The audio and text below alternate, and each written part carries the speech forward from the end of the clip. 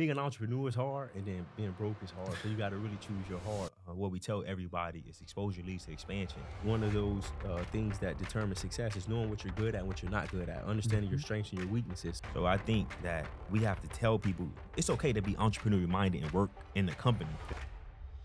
Everything that we've ever accomplished in our life has come as a result of being exposed to something.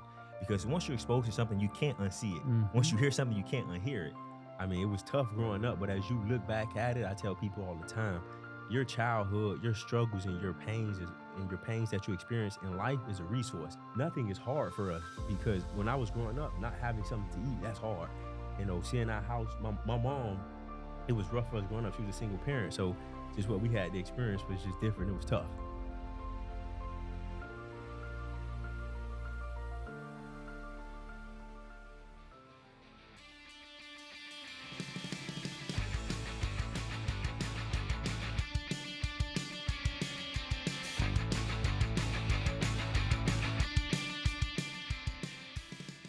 The Mathis twins, Josh and Jeremy. How are you guys doing? Pretty good, man. What's up, man? Happy to be here. So excited you guys made the trip. I've been a fan of yours on social media, and I reached out blind and cold and said, I'm a fan. I want you guys to come on to San Diego, come on the show. And you guys were generous and humble enough to say yes. So thank you. Yeah, and thank you for having us, man. We're just honored to be here, honored to share with your audience, man, and just share our story. And truly inspired by everything that you built here. Like, very, very inspired. I don't think you understand. Walking through and just seeing this, I'm very inspired right now. So it's going to be a really great show. Yes, thank you. That means a lot. I mean, it's hard because like I live it, so it's nice to get that feedback. But I mean, I'm inspired by you guys. I mean, you guys are the definition of serial entrepreneurs.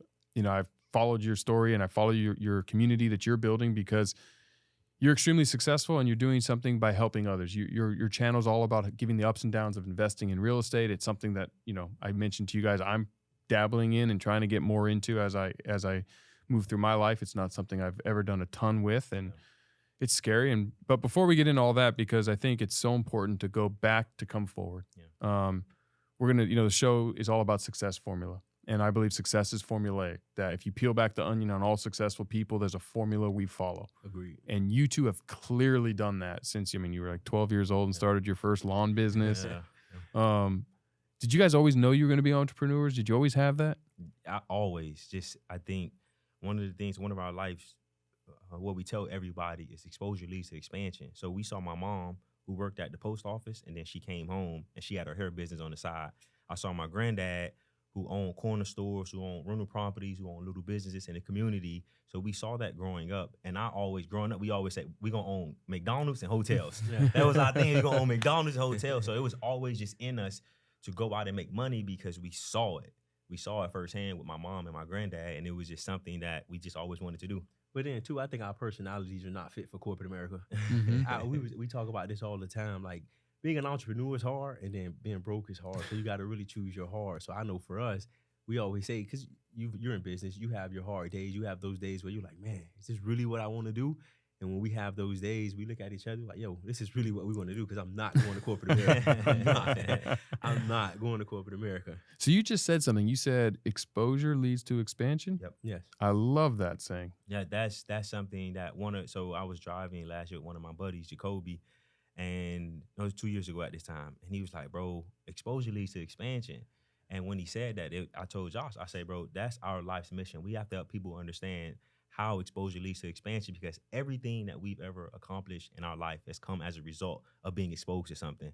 Because once you're exposed to something, you can't unsee it. Once you hear something, you can't unhear it. And if you are a really inquisitive person, it's just once you're exposed to it, you're like, I see you build out this studio. It's like, okay, I'm exposed to it. I know it's possible. So exposure leads to expansion. And what you just said is actually, it was on the number one thing I used to teach my sales reps. You can't unsee something and you can't unhear it. You don't have to sell to people. You have to inform people. And if you inform them about it, then from there, they're not going to unsee it or unhear it, and it's up to them. That's really nice. Like we were talking about how we sell franchises, that it's not, I don't sell franchises. I talk about what we're doing, and those who want to be part of the community can join the community. And that's what I did with you guys. Honestly, I wanted to learn about real estate. So I started looking at more real estate content, more real estate information. I stumbled across your guys' channel. And I started to get exposed to what you were doing, and I'm watching you two, and you guys are just killing it. I mean, you're just doing all those things. So you always knew you were going to be entrepreneurs? Yeah. Always. Always. And so your first business was when you were 12 years old? It was really when we was 8. So when we were 8, we told one of our neighbors, we heard them say, man, I don't like taking out my trash. I'll pay you guys to do it. So he started paying us $2 per trash can that we took out and then brought back in. And then we went down the block. Hey, who need trash taken out? We're going to say no to an 8-year-old, even regardless of your financial circumstance, you're just going to say yes. So that got us exposed to making money and then falling in love with money. Then that led us to the lawn business, which led us to other businesses. And then now to where we are with real estate. So what were you buying when you were 8 years old with all that money? All the candy and the snacks that I wanted. Yeah, all the candy and the snacks. But one thing about us, we've always been frugal, on the frugal side. We've never really been that really big spenders. Even when we were young, you think about it, we've always saved money. So yeah, we brought some snacks here and there, but it was really saving money, stacking. Saving. Yeah. So you're probably the wealthiest 10-year-olds on the in the playground. Especially where we were from. Yes. Yeah, I had a nice little chunk of change. Yeah. We was up, especially where we from. We was up. Yeah. Yeah. Because I mean, we were just talking, but you guys grew up not too far from where I went to law school in Miami. Yeah. St. Thomas Law School. Yep. The hood of Miami. Yeah. Man. But for us, man, I wouldn't change anything about our story. I'm glad. Everything, like my brother said earlier, everything happens for a reason, and our story happens for a reason. And for us, like growing up in the hood, growing up the way that we did, is produce who you see today. That's why we're one of the reasons on why we're in front of you. So, I mean, it was tough growing up, but as you look back at it, I tell people all the time, your childhood, your struggles and your pains that you experience in life is a resource, and you got to be able to tap into that resource. So I tell people all the time, nothing is hard for us, because when I was growing up, not having something to eat, that's hard. You know, seeing our house, my mom, it was rough for us growing up. She was a single parent. So just what we had to experience was just different. It was tough. Yeah. So, yeah. So what you were about to say with your mom, did you guys have some major event that changed that whole thing when you were young? So our father went to prison when we were 6. He was a drug lord. So he was in prison from the time we were 6 to like 22. To about 22 years old. So my mom was a single parent to 5 kids. So growing up, it was tough. And like he said, she worked all day at the post office and then came home, and she had her hair business on the side. So my mom gave us 2 rules growing up. I want all A's and B's on your report card. I don't never want the police to bring you home. So for us, like, I don't want to say the streets raised us, but my mom was always working. So she was there. She was present. My mom is our superhero, but we also learned some valuable lessons in the streets as well. Did you follow those 2 rules?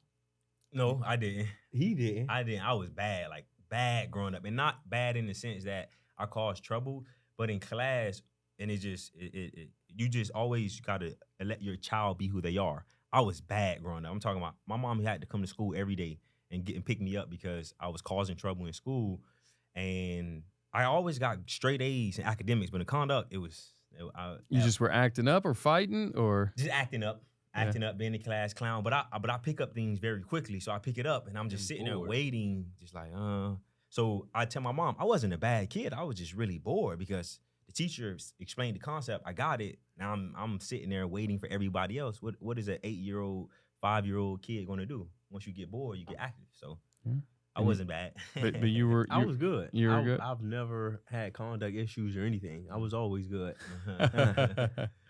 So if you want to know, Jeremy's the wild twin. Josh is the more calm twin. Yeah, he's more aggressive than I am. I'm passive aggressive. He's the guy. He's the sales agent that comes in and we got to get these deals closed. Close. That's all we got to do. I'm like, well, we got to fulfill it too. I don't care. We're gonna close them. We'll figure out everything else. It's actually good because you guys are partners to have both sides. Yeah. Correct. And for us, we understand that in life you got to understand one of those things that determine success is knowing what you're good at and what you're not good at, understanding your strengths and your weaknesses. So for a long time, we didn't understand our strengths and our weaknesses. Now we are understanding that, and we are taking hold of that and understanding, okay, Josh is good here, Jerem is good here. So when it comes to the business, okay, we need this type of personality. Jerem, you're good there. You go do this, and then vice versa. And it's worked really well for us. Yeah. And I'm glad you said that because you're clearly thinking about what has made you guys successful time and time again. I mean, the real estate, we're going to get there because that's the part I'm most excited about just from where I'm at. But I mean, you've had a successful exit with your dental business. We had a cleaning business where, so we started this cleaning business with the guy who I told you about who's really good at franchising. And the idea behind it was we were going to franchise this concept. We were going to be the proof of concept. and then go out and start franchising. So we saw a problem where dental offices wasn't being cleaned how they should be cleaned. So we started going out, we got clients, and eventually we got to a point where we had a nice monthly recurring revenue, and we realized how much we hate the business. So it was like, bro, you can go and you guys can sell this business. Again, going back to exposure. Growing up where I grew up, the only thing that you can really sell, at least in my mind, was food, clothes, and drugs. Nothing else can be sold. I had no concept of selling a business till he exposed us to it. We listed it on the market with the broker, and then we started investing in real estate, and then we sold that company. So at a huge discount. So I'm glad you mentioned you didn't realize that you could sell a business. Yeah. Obviously, your first exposure to business was with your mom. Yeah. Mm-hmm. Watching her with her hair business. Mm-hmm. So you got exposed to entrepreneurship in a way with her side hustle. Yeah. As you were doing that, most businesses actually close. They don't get sold. Yeah. Most people don't know how to sell a business. And to your point about exposure leads to expansion. Yeah. You don't know that you can sell a business. When you're kind of when you were getting into the dental business and someone opened your eyes to the fact that you could sell it. So you guys said what? It was a game changer for us, because for us, when we first started in business, we had one business fail, another business didn't do well, and then that's when David, who we was telling you about, he was like, guys, let's start a business together. So we started a business, we grew the business, and when he even came to us about the idea of selling the business, it was like, I didn't even know this was even possible. So to go through that process and prepare the business to sell, because when we had the idea to sell, we didn't have no processes, no systems, none of our employees, none of our customers were on contracts.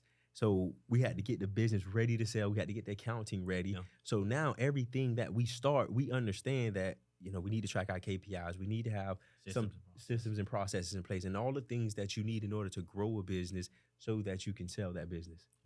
Yep, making it a sellable business. How influential and impactful was your mom during this experience? Because she was obviously running her business the whole time. Well, so luckily my mom, she had her business because it had to subsidize her income. She didn't make enough for food stamps, but we were still broke. Like we were still struggling every single month.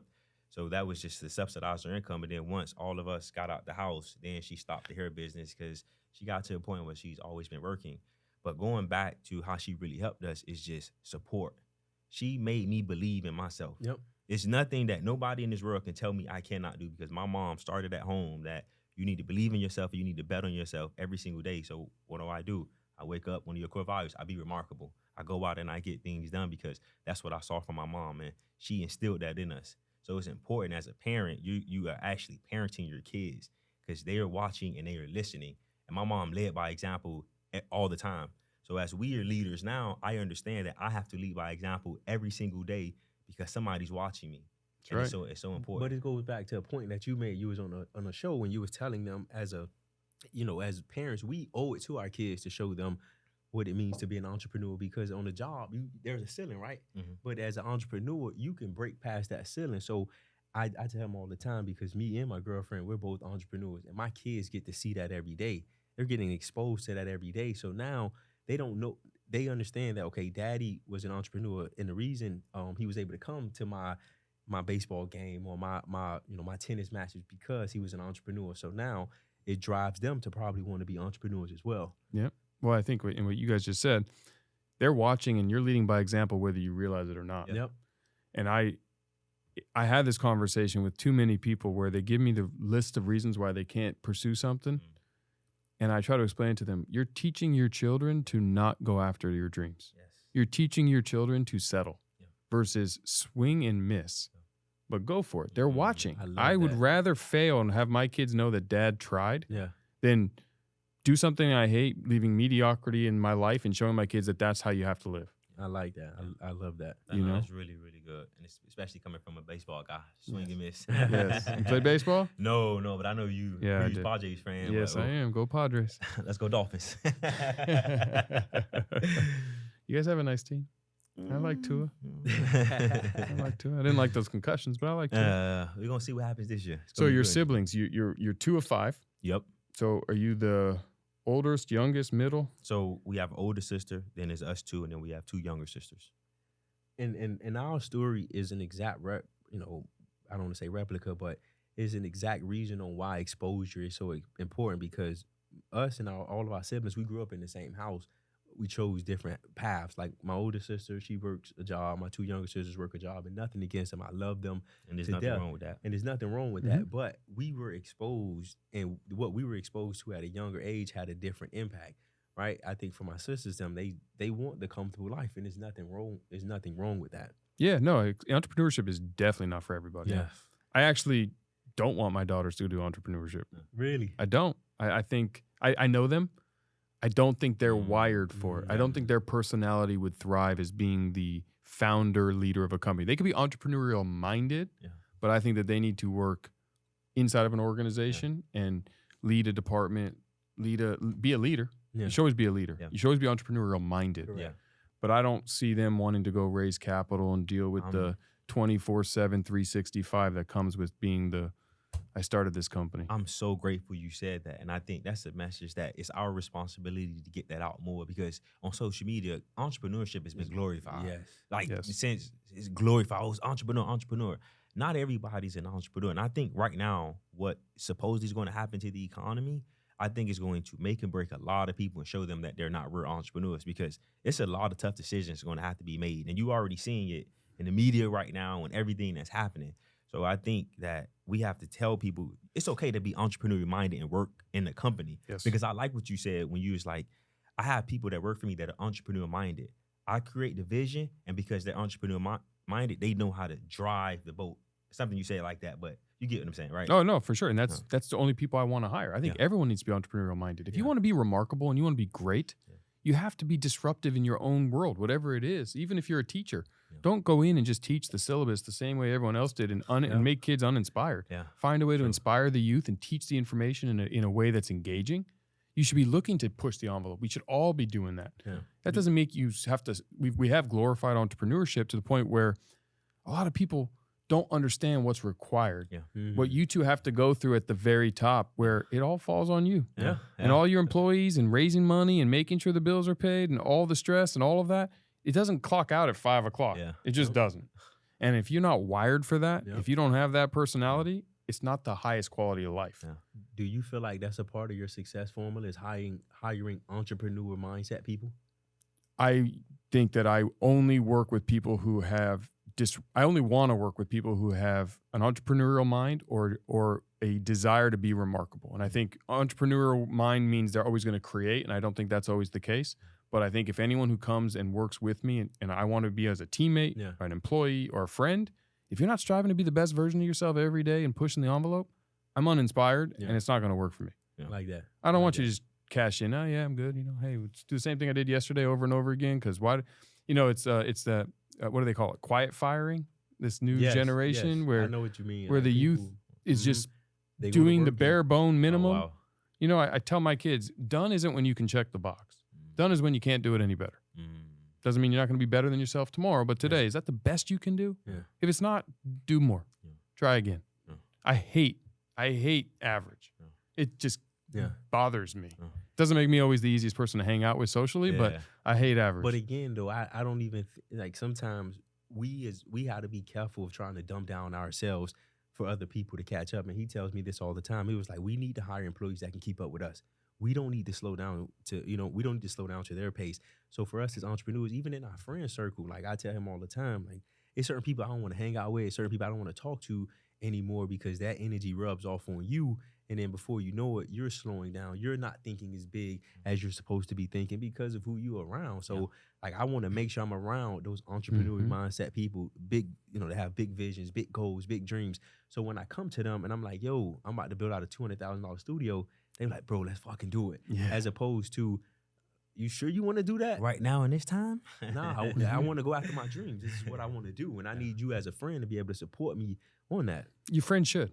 Friends should support each other. They should push everyone to be a better version of self. Don't tell me the reasons it can't work. Tell me the reasons it can. Right? Because just as easy as it can't. Fun story. So statistics are statistics. And 9 out of 10 businesses fail. 9 out of 10 businesses will never sell. 9 out of 10 restaurants fail. I mean, the stats are all over the place. But what about the 1 out of 10 that do? Yeah. Hey, fitness fans, ready to crush your fitness goals? Make your move to EOS Fitness, where becoming a member starts at just $9.99 a month.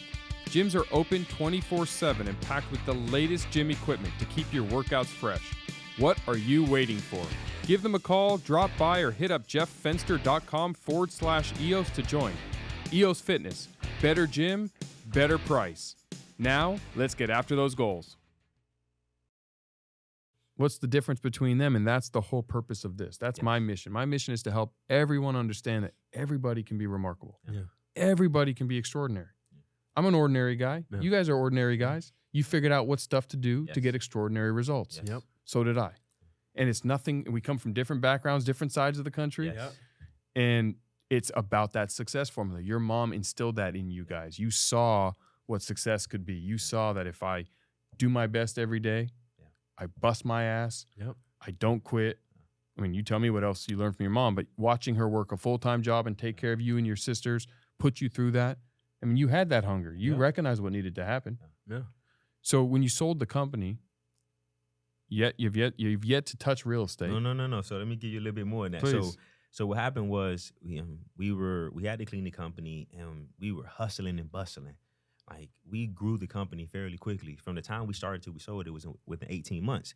He was about to have his first daughter, and we was in the car one day. He was like, "Man, we got to make more money, but we got to be able to spend more time with our family. So let's start doing real estate." Long story short, Had you never touched real estate before? never touched real estate. We paid a mentor $55,000, and they essentially scammed us. They didn't teach us anything. And at that point, we had a decision to make. 55,000 off credit cards. Off credit cards. It wasn't our cash. It was credit cards. So this is actually, I want you to finish this story, but the very first piece of content I saw from you guys on social media was this story. Oh wow! So I know how you're going in, but I want to hear it again firsthand. So we paid this person $55,000. They didn't teach us anything, and we said at that point we got a decision to make: do we rise up or do we lay down? I saw from my mom. My mama rose to the occasion every single time. I was exposed to that. I got to rise to the occasion every single time. So we said, you know what? We're not going to let this stop us. We hired another mentor. We paid them $15,000 before we ever do a real estate on credit cards. Before we ever do a deal, we $70,000 in debt. We still got the cleaning company, and we hired this mentor. And this mentor, once we hired the second one, changed our lives. We went all in on real estate. We did our first real estate deal. We made $19,500. And we called the broker who had our company listed. You got 1 week to sell the company. We took a not a massive loss, but we took a big loss, and we sold the company, and we just went head first in real estate. What was your first real estate deal? It was wholesale transaction. So just explain to the audience what that is. Wholesaling is when you get a property under contract typically at a discount from a distressed seller, and then you go out and you find an investor that can actually buy the property, and you arbitrage and you make the spread. So you get the property under contract at $100,000, you sell it to another investor at $120,000, and you make $20,000. That's essentially what wholesaling was. That mentor, he was like, "Bro, I think wholesaling is the first. This is where you guys need to start, because if you know how to wholesale, you know how to find deals, which we believe is the number one skill that you need to have in real estate. Yep. Even in business, if you know how to find deals, you will always be able to make money if you know what you're doing, if you're resourceful." So he said, with wholesaling, it teaches you how to find deals, it teaches you how to underwrite those deals, and it teaches you how to market, things that are really, really important. So we learned wholesaling, then we did wholesaling year 1.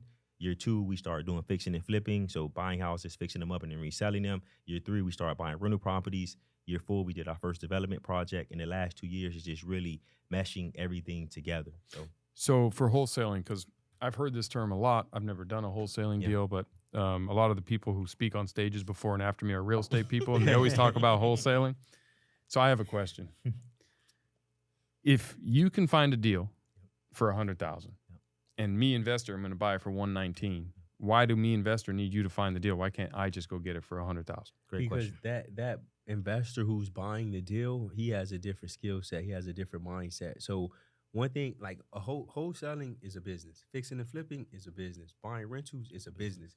And the guy who's buying it for me at $119,000, he operates his, he's either buying that deal to fix and flip it or buy and hold it. He's not spending money on marketing. He doesn't want the team. He doesn't want the overhead. He doesn't want to find a deal. He's okay with paying me a fee so that he can focus on what he's good at, and he's good at flipping houses. So that's why they would buy that deal from us. And are you hunting your deals with those bandit signs? Like, how are you finding the No. deal at 100? No. So when we first started out, we were wholesaling on the MLS through real estate agents, and then back then nobody was really doing online marketing as big as it is now, and at least in the real estate world. So him and we made the decision that we were going to start doing online marketing, and we got really good at online marketing, finding distressed sellers online that will search our website, sell my house for cash. But I want to go a little deeper on that story too, like especially for anybody that's in the partnership, or even if you have team members. And I want to credit him for this, because when we were doing MLS marketing, he was like, "Look, man, MLS is drying up. We need to start doing something else." And he was pushing hard to go online. And I'm like, "Yo, nobody's going online. Everyone's cold calling. Everyone's texting. We just need to do what everyone else is doing." And he pushed and he fought and he screamed. And he was like, "Yo, we need to go online." And that was one of the best decisions that we've made when it comes to real estate investing. But the point there is just you need to have partners. You need to have people around you that's going to challenge you, that's going to challenge the norm and say, like, look, everyone else is going this way, but here's our opportunity. Here's where we can fit in and really crush and dominate. And thanks to him, we started going online, and we really became really good at it. So why would when you say a distressed seller, Yep. So I have a house. First, what do you mean by distressed seller? And two, why would I sell to you for 100 if I can find the investor myself and just sell it for 119? Well, because life happens. Okay. Most people are not in your situation where, God forbid, something happens to you tomorrow. More than likely, you can fund it yourself, or you have the resources to fund it.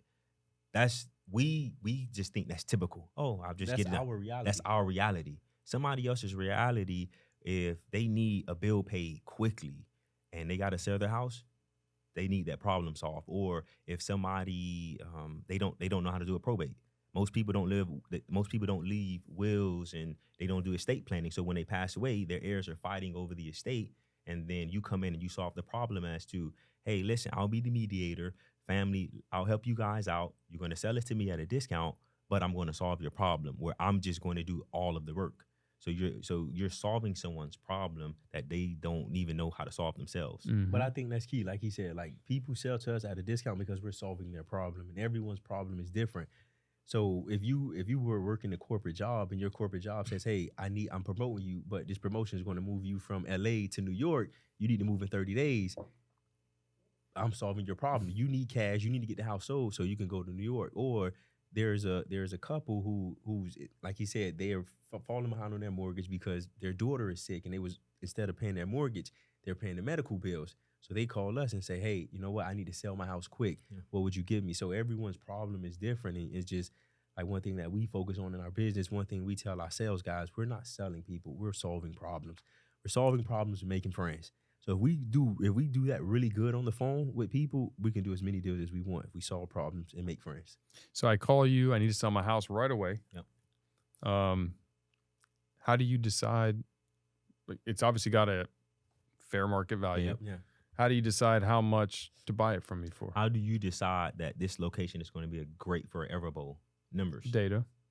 The same thing. Data. Same thing. It's just a different. It's just a different data set. Yep. And once you understand the business, you understand what do I need to look at for this to be successful. If I'm buying an Everbowl, the reason why I'm buying it, not only is because I want to be a part of your community, but because you already have a blueprint. You already know what data sets to look at. You already know what to do. It's the same thing in our business.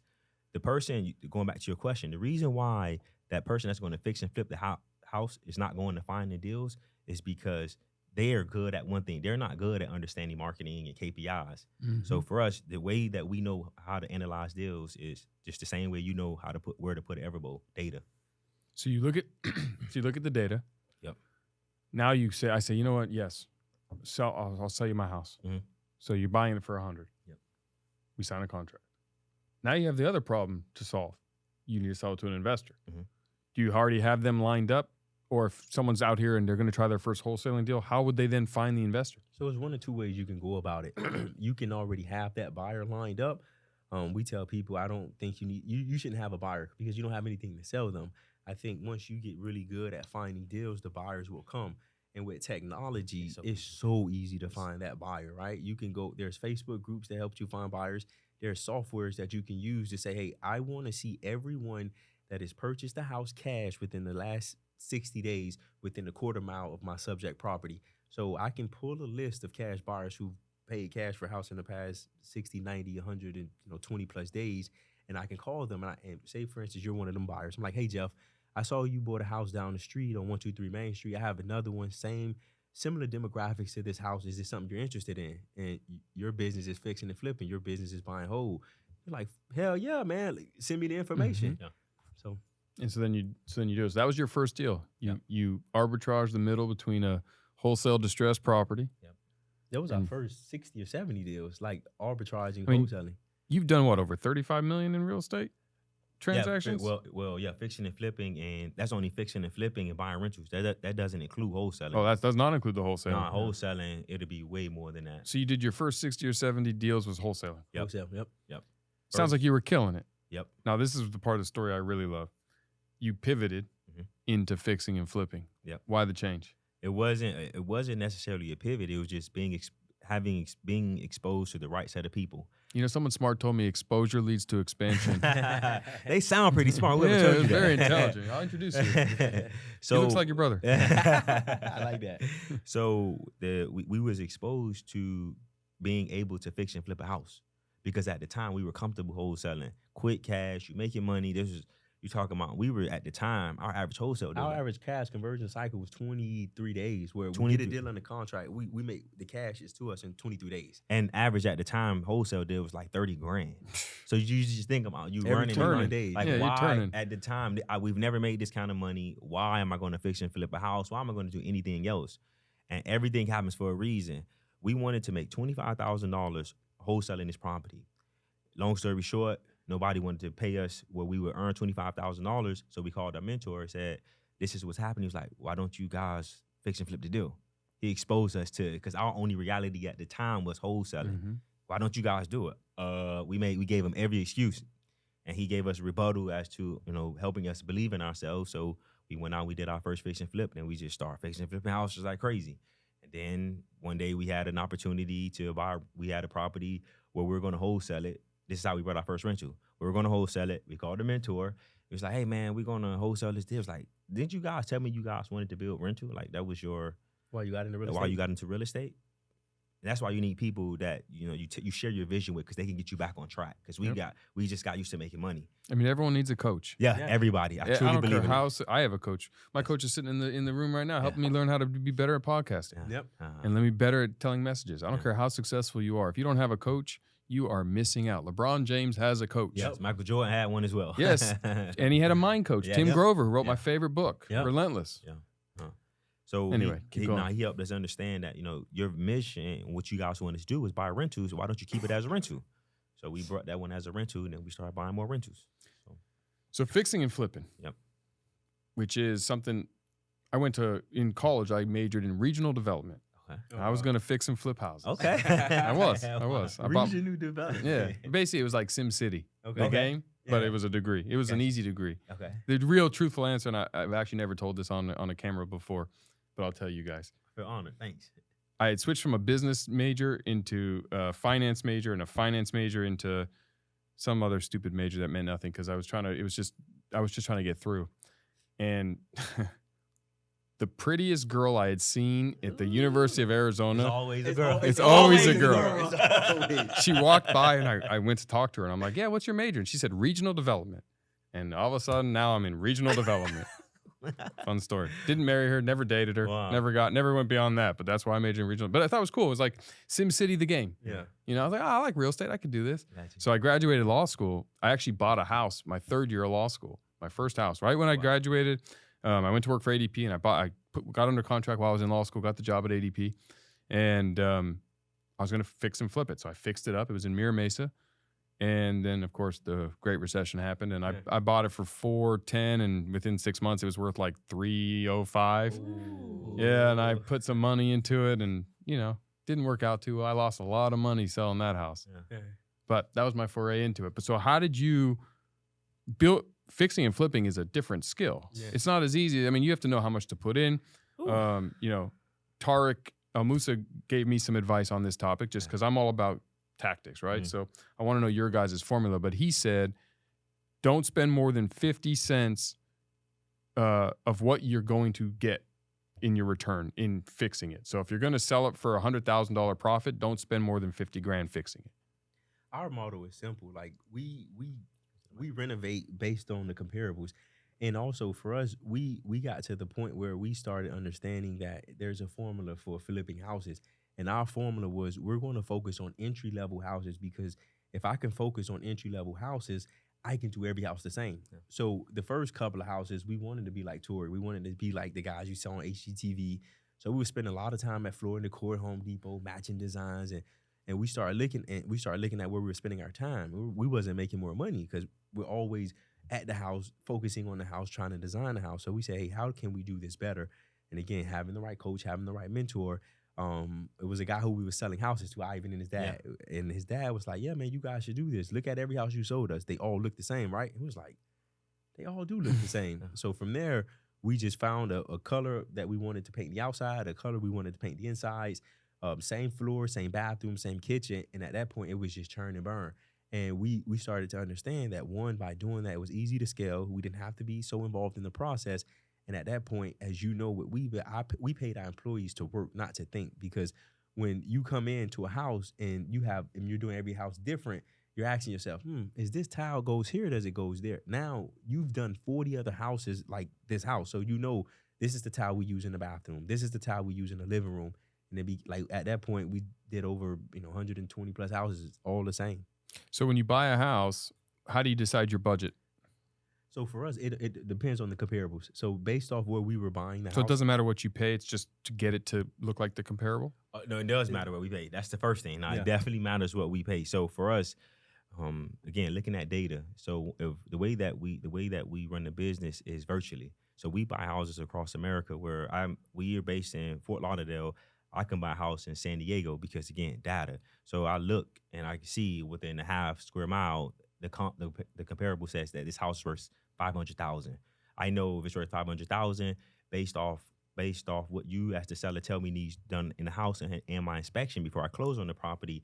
I know that if it's worth $500,000, the max I can pay just not. And it needs 60 grand worth. It needs 60 grand worth of work. So if I want my profit margin to be whatever, I need to get it under contract at $250, put 60 into it, and then sell it for $500. Everybody has to figure out how much they want to make per house. And then once you figure that out, you just reverse engineer the process. But is that a reasonable formula for, like, meaning if it's the comparables are 500? Yep.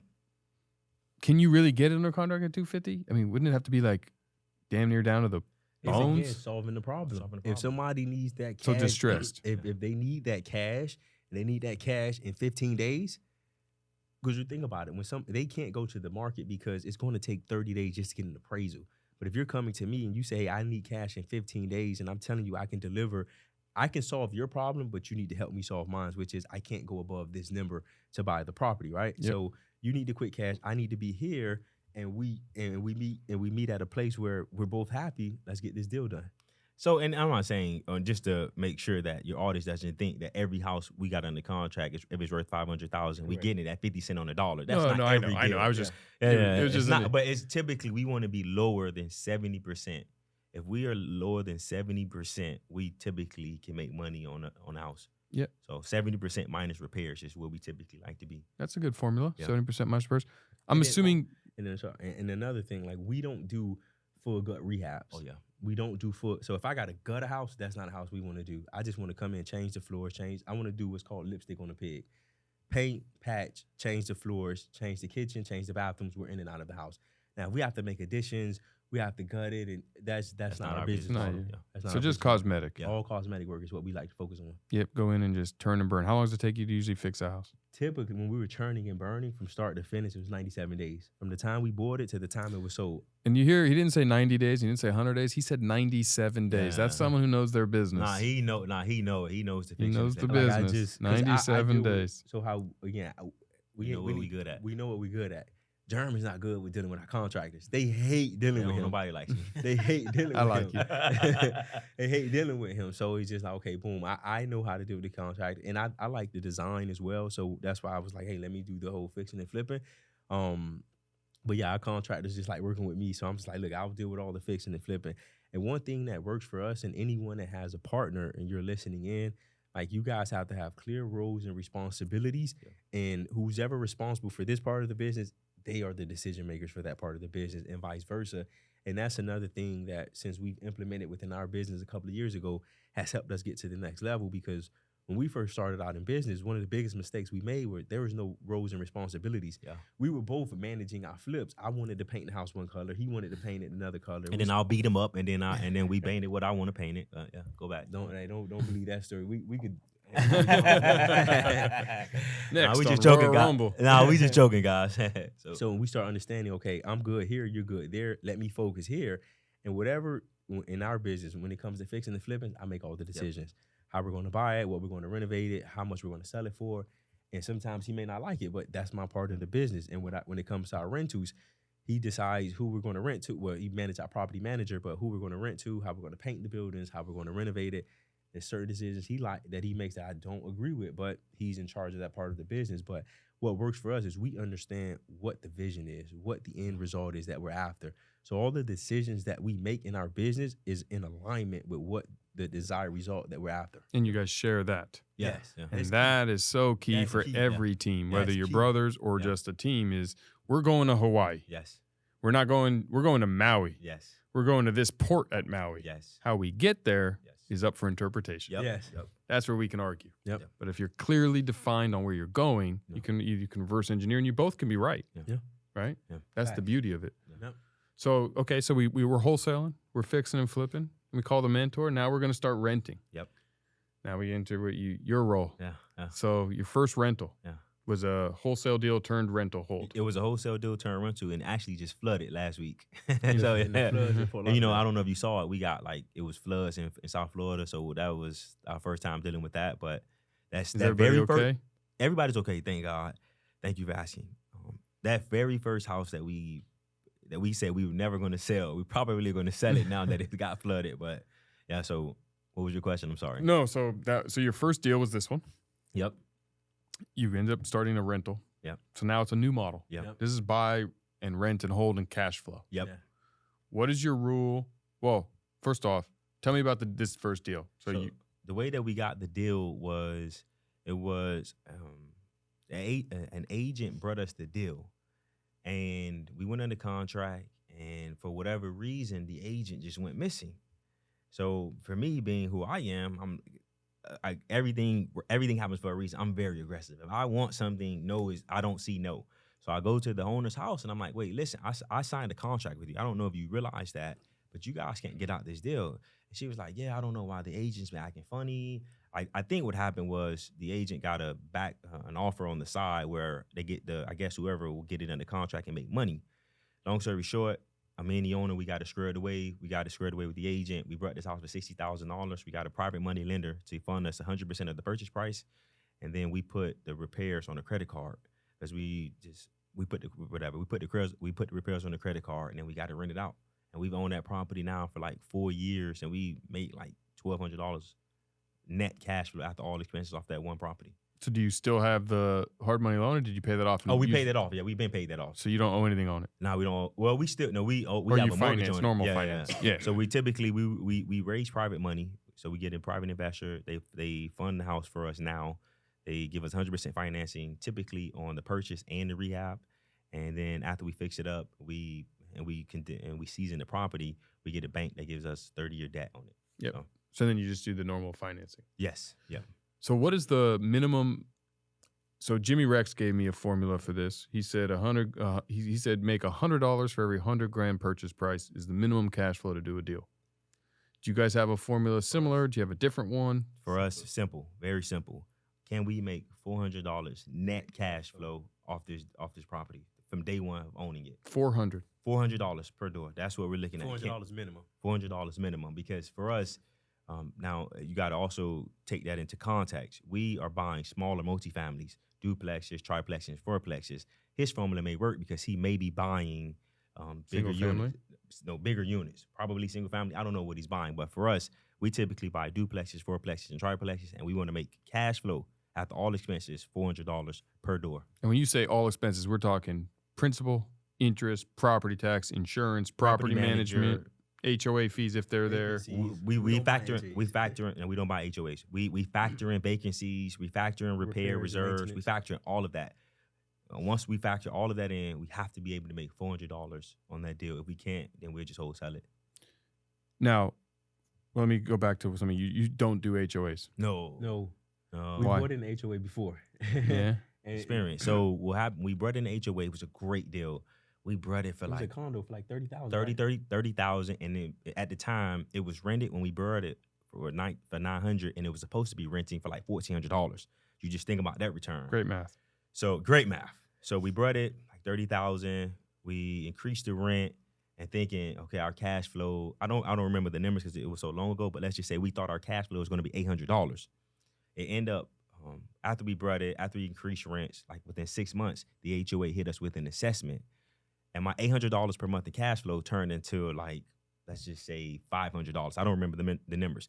But in that moment, we decided as an entrepreneur, I don't want anybody to determine my fate on how much money I make. And the HOA, unless you are on the board and you know what's going on, which we have no desire to do that, we just didn't see owning HOAs as something that we wanted to have in our business model long term because you never know what's going to happen in HOA. Mm-hmm. So then, okay. So I like that. So you're making $400 after all expenses. Yep. We don't do HOAs. Yep, no HOAs. Duplexes, triplexes, fourplexes. Yep. As an entrepreneur, I know how meaningful it is to invest in the people and causes that are close to me. And on GoFundMe, it's easy, safe, and powerful to do just that. Whether you're supporting a family member, friend, local business, or charity. And whenever you make a donation, you're protected by the GoFundMe Giving Guarantee. Visit GoFundMe.com today to help make a positive difference in your community.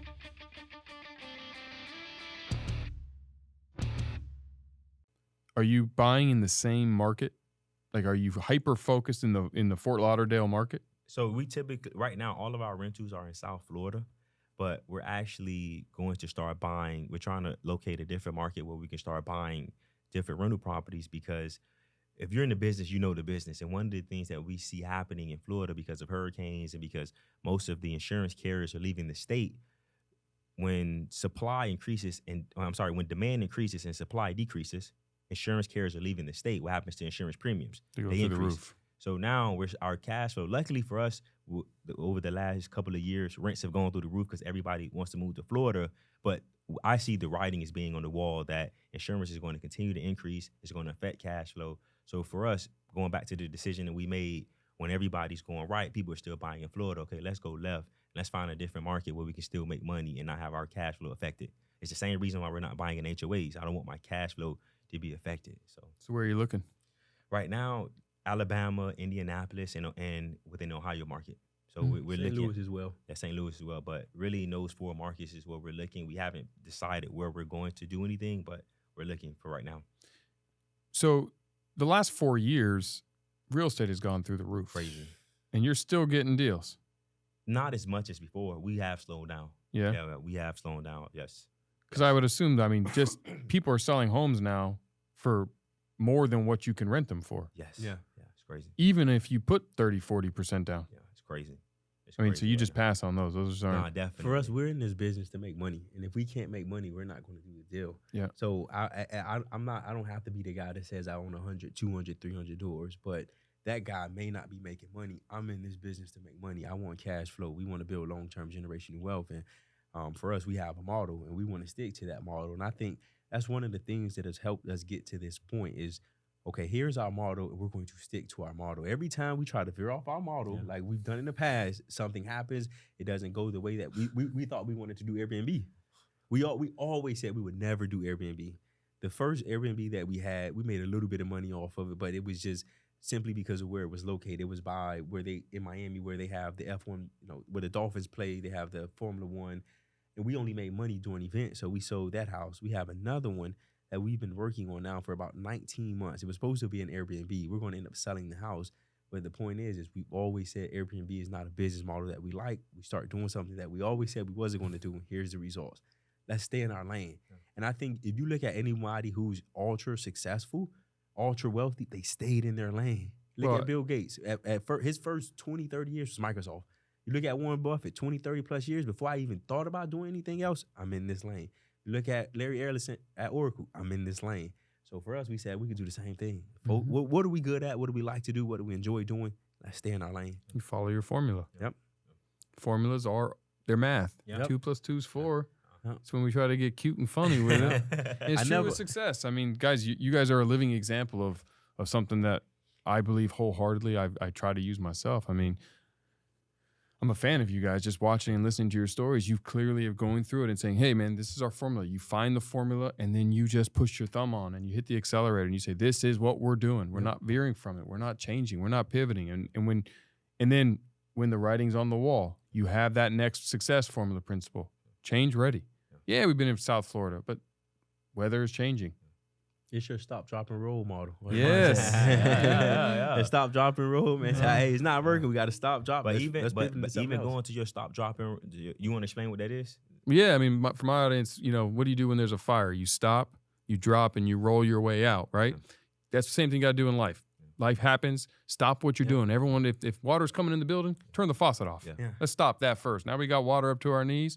Let's drop down. Let's figure out what we're going to do next, and then roll forward, move forward, keep going. And that's what we're doing right now. So you had asked me, Thank you for shining that, though. So you had asked us, are we still doing a lot of deals? We see kind of where the market is going. In some markets, things are still going well, like in South Florida. But if you look at the data, you're starting to see that this wave of real estate is starting to come to an end. So for us, as we see this, we're starting to say we're not fixing and flipping and wholesaling as much as we used to. We're trying to phase out of that. We're going to always continue to buy rentals because we love the business from a cash flow and from a tax standpoint. And now we're rolling into buying businesses. We're taking the same principles I know how to find a deal now. The same principles apply. So we're going to take those same principles and start going out and buying distressed businesses because we understand. I'm not saying we're experts, but we understand some businesses, they're really good businesses, but people get in their own way because they don't have systems and processes. And it's just the little things that make businesses great that we believe we can add. So that's what we're rolling into next. So you'll still be doing you will still be doing the rentals. Yes, always. The cash flow we get on our rental properties is it's not a lot of money, but it's I can sleep good at night knowing that I got this cash flow coming in. Yep. So now what we want to focus on in life is how do we build cash flow? Because now how do we buy cash flow? How do we buy and build cash flow is our only focus right now. Rentals is I think one of the best ways to do that, and then going and buying a business that's already cash flowing, go in and make some tweaks and increase the cash flow is our next thing. So how do you deal with the high interest rates right now for rentals? You just got it. It goes back to buying deals the right way.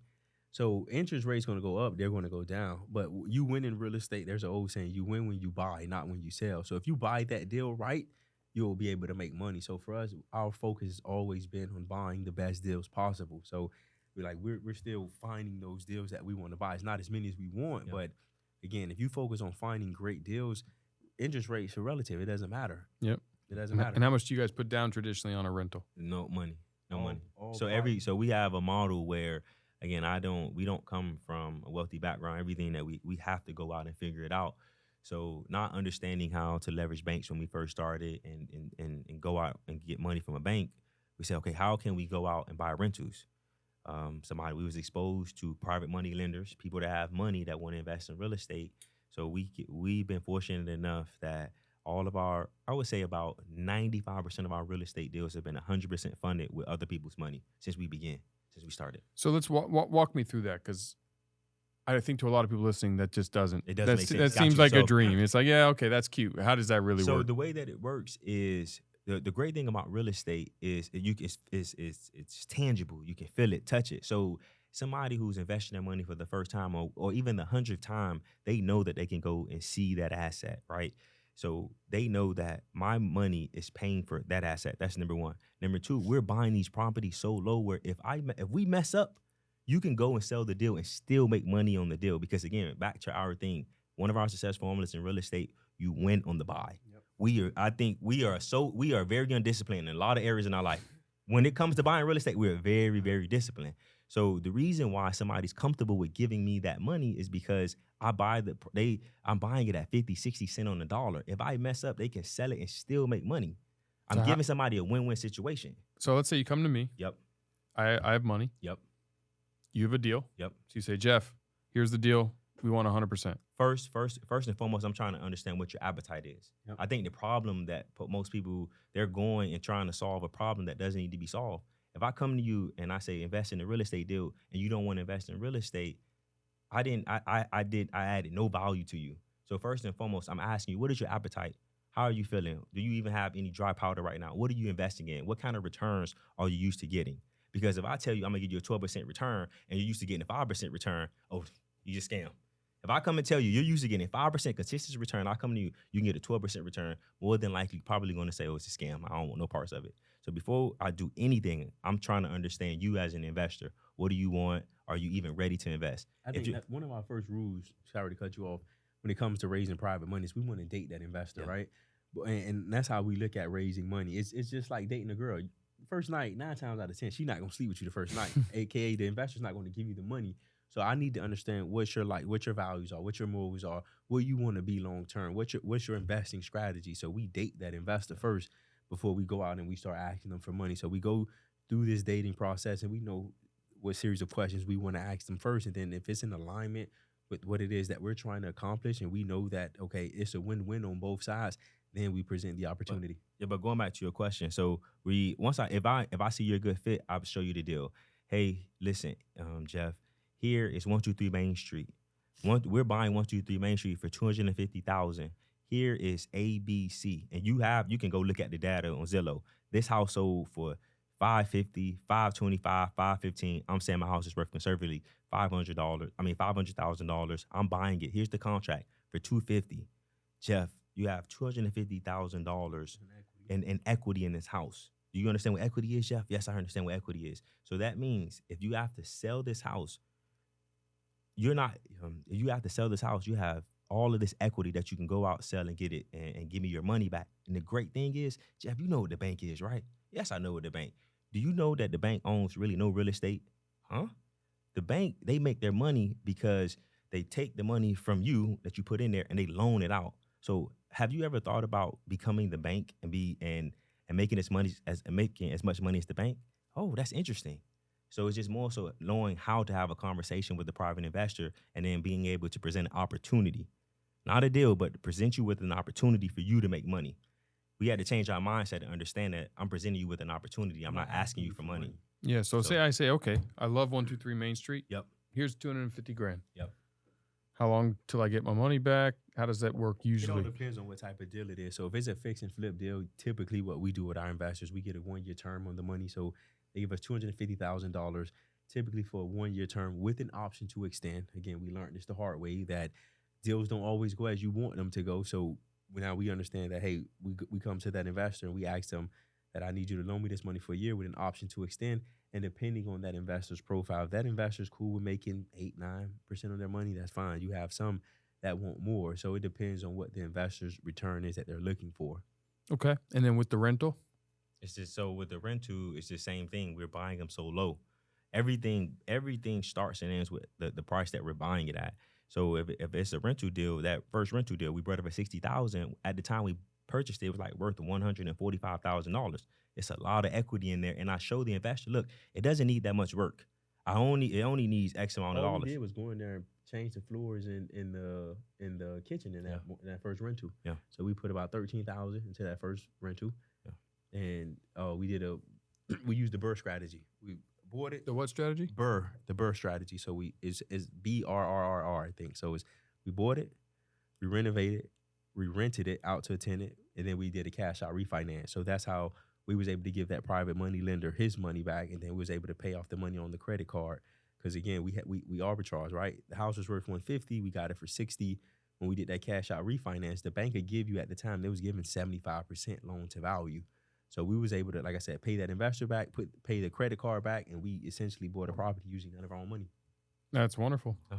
So I got one last real estate question. It's a selfish one for myself. Yeah. Someone who's doesn't have the deal flow, looking to get rentals. Yeah.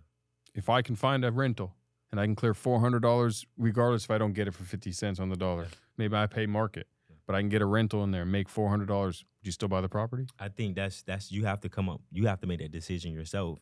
So for us, we probably won't buy that deal because we like going in with some equity in the deal in case things turn sideways. Because we heard about horror stories in 2008, 2009. So we like to buy with some equity. So you as the investor, you have to decide what are your buying principles, right? When you build out an Everboat, you have your principles of it needs this demographics, it needs this many people. For us, when we buy rental, we want some equity in the deal, and we want to make $400 per door. So you have to decide what are your principles. So you would say my principles are, I want to make $400, but I don't know. I'm just new. Yeah. It's my first deal. You're my mentor. I would tell you, for me, I would say don't buy that deal. Don't buy that deal. Equity. How much equity do I want? And again, it really depends on you. So for us, I want to be, we use that bird model. So I want to be able to go in and cash out refinance because that's tax-free money that you're getting to go ahead and you can reinvest that money as well. So everyone is different. So for us, that first deal, let's say it was worth $150 when we bought it. We paid $60,000 for it. We was able to take 75%. So what is that? About $105,000, $110,000. So whatever the amount, let's call it $100,000. So if I'm all into that deal for $85,000, I can pay back that investor. I can pay back the credit card, and I have another $15,000 cash that I can put in my pocket tax free. And I can take that 15, buy another property. I can take that 15 and invest it into something. Yeah, I mean, it's brilliant. Yeah. So there's one thing we do share, the three of us. We're all girl dads. Yeah. You two more than me, but because you don't have a son, right? Nope. Yeah. Mm-mm. I'm the only one to have a son. Yeah. Okay. I don't know that my life choices early on. Same. Listen, I say the same thing, boy. I'm gonna be punished for that. It's that syntax. That's what it's called. That syntax. Yes. It's that As I syntax. told you how I got my college degree, I was destined for daughters. Right. Yes. But they're the best. Yes. Yes, they are. Agreed. They're the best. I'll tell you, I don't know how to say no to them. Yeah. But man, do I work hard because of them. Yeah. Yeah. I'll be honest, like they have me in the palm of their hand. Yeah. My wife too. Yeah. It's crazy. I'm in a house with 3 women and they all just control me and Yeah. tell me what's what. And I think tough, like, oh, I'm gonna say no. Yeah. I never do. Yeah. Do you guys have that problem? I definitely have that problem. And I think about it because I do a lot of reflection. As entrepreneurs, how you go home and, you're not saying this, like, but your kids run you, but then you go and you run companies and you lead people, et cetera. It's just a crazy dichotomy to me how that works. Yeah. So same with me, man. I kind of have that struggle, but one of our mentors gave us this piece of advice, and I'm gonna share it with you. Please. This guy, he exited his company for $1 billion, like doing really well. And It's billion with a B? billion with the B. And Okay. I asked him, and any entrepreneur that's successful in the world's eyes, meaning they've made a lot of money, I asked them 2 questions. One, what's the biggest mistake that you've made? And 2, if you have kids, like, what's one lesson you learned as a parent? And one of the lessons that he taught us was, I didn't give my kids the gift of want. Because I had so much money, I never had to tell them no. And now my kids, they're great kids, but it's always, they're 30, 35 years old. Hey, Dad, I need this. Hey, Dad, I need that, as opposed to going out and getting it on their own. So one thing that we pay a lot of attention to and that we're intentional about is making sure we give the kids the gift of want. Because, yeah, if you want something new, yes, I can go and get it, but now you have to earn it. So now that you have to earn it, you're going to do what you're supposed to do so that you can get that desired reward, the desired reward that you want. That one hits home. I have a 6-year gap between my oldest and my youngest. Yeah. My oldest, I was broke when she was a little baby. My story. And she has grit and toughness, and she'll find a way to be successful. Yeah. My youngest, she was born more with a silver spoon. Yeah. She knows how to order on Amazon and DoorDash. She knows how to hit me with the green card, the green light. Yeah. Hey, I need money for this. Well, it's just another $50, Dad. Yeah. Like, I tell my wife all the time, she's a good kid. She's got a ton of empathy. We taught her a lot of good things, Yeah. but where I messed up as a dad, and it's hard now because she's 11, is I did not instill the value of money, the value of going to get it, because I was just tired with the second one. It was 6 years later. I had money. It was just a different experience. And so what you're saying is so true. And again, it's our, because when I had my first daughter, I was broke, and then we started making money, and I see the difference between the kids and how they view things and how for them, for us growing up, one pair of shoes is all I had for the entire school year, so I had to take care of them. I buy them a new pair of shoes. The next day they're dirty. I'm just like, you don't value anything. But like he said, we spend a lot of time reflecting. I had to reflect as a parent and understand that she don't value anything because you didn't teach her to value it. You know, kids do what they see you do, or they do, you know, the things that you teach them, right? And I've never made them value anything. So now I'm being very intentional about making sure that they value things. So my oldest, she loves Starbucks. And before, we'd just go to Starbucks and get her anything she wants.